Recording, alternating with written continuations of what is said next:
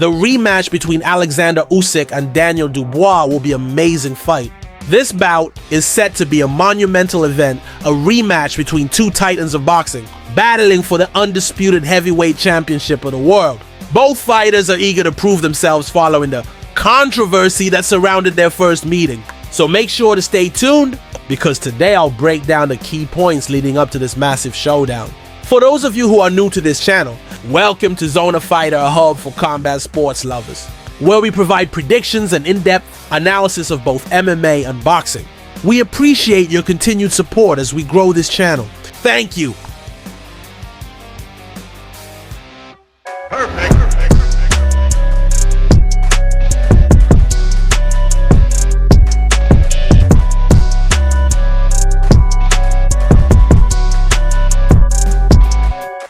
Through what happened, so we can highlight the most important moments. Round 1. Daniel started off fairly well. Seemed to drain his spirit. Usyk quickly took control of the pace, utilizing his lead foot pressure, active lead hand, and Round 2. Usyk looked sharp. He found his range and timing and stunned Daniel with a clean left cross. His speed and agility proved to be a major challenge for Dubois. Rounds 3 and 4, not much changed.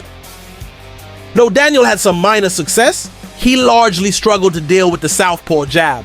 His lack of head movement, an issue that also plagued him in the Joyce fight, remained a critical flaw. Round 5, a controversial low blow occurred. While it's difficult to be completely definitive, technically the shot did land low. Usyk used the moment smartly, displaying his experience by taking the time needed to recover. Once the fight resumed, he dominated the rest of the round. Round 6 to 8, Daniel landed a few solid body shots, but the defending champion only ramped up the pressure. In round 8, Dubois did land a clean right hand that visibly shook Usyk. But, as always, Usyk responded with even more intensity, dropping Daniel just before the bell rang. Round 9, Daniel completely lost his composure. Usyk sailed his dominance with a stiff jab that floored Dubois. It became clear that the first round punch had laid the foundation for Dubois' eventual collapse. He did not beat the count, and I say this with full respect, he was done. At the time, Daniel was only 25 and already showing great potential. But Usyk was simply too seasoned, too smart, and always a step ahead. There are 3 critical weaknesses that Daniel needs to address. 1, lack of head movement. He's too stationary, making it easy for opponents to predict his head positioning. 2, too upright in his stance. Against a southpaw like Usyk, this makes him an easy target for backhand shots. 3, unable to match opponent's speed. Usyk's speed, sharpened by years in the cruiserweight division, was simply overwhelming for Dubois.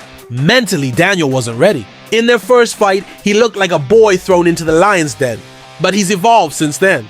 He's now faced opponents with vastly different styles: Jarrell Miller, Filip Hrgovic, and Anthony Joshua, which forced him to grow. Usyk, on the other hand, has only fought one style during that period: Tyson Fury, whom he faced twice. At 38 years old, physical improvements are unlikely.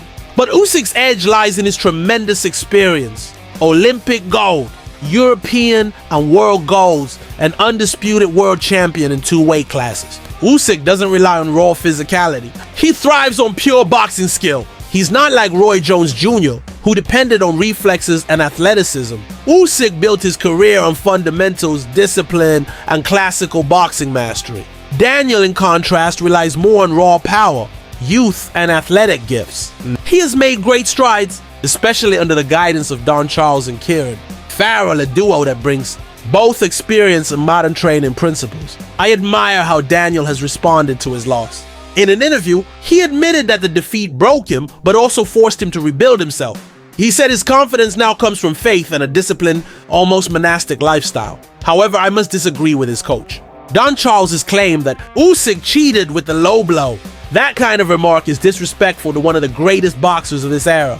Comments like that only fuel Usyk's fire and motivation. In his last 2 fights against Tyson Fury, Usyk looked dominant. He adapted to Fury's adjustments and still emerged victorious. Yes, Daniel showed vulnerabilities against Miller and Hrgovic, but I credit him for showing grit and finishing those fights. That's what champions do. Against AJ, I don't think we saw the best version of Anthony Joshua.